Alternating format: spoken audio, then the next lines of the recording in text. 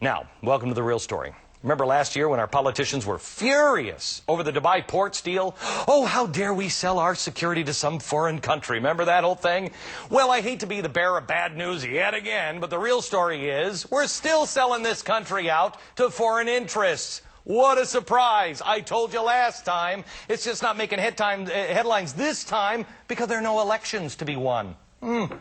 I'd like to introduce you to something called sovereign wealth funds. They're basically investment vehicles through which governments can invest in foreign countries, like, let's say, the United States, for example. Experts believe these funds currently control $2.5 trillion in worldwide investments. That may grow to, you ready, $17.5 trillion in just the next 10 years. So now why am I telling you about this? Well, everybody knows that countries like China own a lot of our debt. But what if those countries not only buy all our debt, but they also put their money into tangible things, things like real estate or American companies? And it's already happening. Dubai, yep, the same Dubai that wanted to buy our ports, just bid $1 billion to buy Barney's department store. Okay, it's ties and jackets. But China recently spent $3 billion for a stake in Blackstone. That's a cute little company whose holdings include firms that create military software. But aside from the obvious conflict of interest in this issue, there's also another big problem. With money comes power. With power is influence. As the SEC chairman acknowledged recently as he tried to warn senators about the risks of these funds, the motives behind these investments may, quote, go beyond profit and loss. People love to talk about Halliburton and how evil Dick Cheney is. But what if you replace Cheney with China? What if you put Venezuela owning and controlling gas stations here in the United... Oh, no, sorry, that's already happening. It's called Citgo. The troubling thing to think about is that these large, virtually anonymous foreign countries are buying up land and assets. But it's far more troubling to think about what those countries could do with those assets the next time we face a crisis.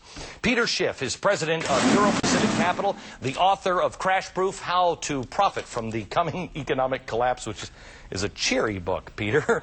Do you see a time when foreign countries have at least a parity of assets here in America? Well, I mean, you hit the nail on the head, and I think you're looking at the short term. I mean, certainly we've made a deal with the devil here in what we're doing, but the immediate risk is not that these foreign wealth funds continue to lend us money, but that they stop. We're addicted to it. If it wasn't for these foreign governments buying up U.S. debt, including mortgage-backed securities, interest rates and consumer prices would be much higher in the United States right now. We would probably already be in a severe recession. Peter, help me out, because President Bush said, when the Chinese thing came out and they said they had all this cash and, everything else, and Bush said, well, that'd just be stupid of them to do. They wouldn't do that. It'd hurt them. I think a country who has been drowning their children in rice paddies for centuries don't really care. They think of things in terms of thousands of years, not 6 months. We're the exact opposite. Where am I wrong? Well, the thing is, what's happening now is hurting. See, the Chinese are suffering because so much of their purchasing power is being diverted to America. Imagine what would happen if the Chinese let the dollar collapse and their own currency went up. I mean, the Chinese, all of a sudden, all the products that are now being shipped to Walmart would stay in China. So we wouldn't have all those low prices. And if you think gasoline is expensive now, imagine if the yuan went up and all these Chinese turned in their bicycles and bought automobiles. Okay. So do you see us at any point, because of our addiction, I mean, you've said that we're heroin addicts when it comes to that's spending. It. Do you see a time when we are basically, heroin addicts become slaves? Yeah, look, I think it's happening right now. I think you're seeing it right now in these mortgage-backed securities that are blowing up. I think foreigners are getting the message that we can't pay them back. And what you're going to see is a big movement by sovereign wealth funds and private individuals around the world out of our debt and into our stuff.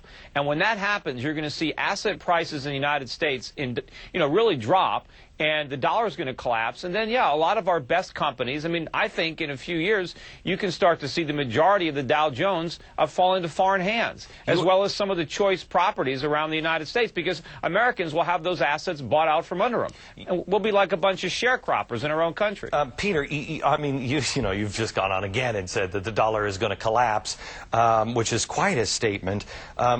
Most people, and television, if you'll notice, hasn't been reporting on the stock market at all since the Fed helped it out a little bit.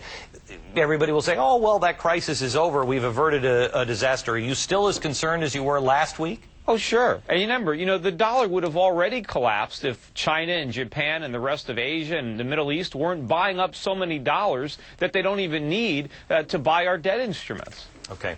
Peter, thank you very much. Next, President Bush met today with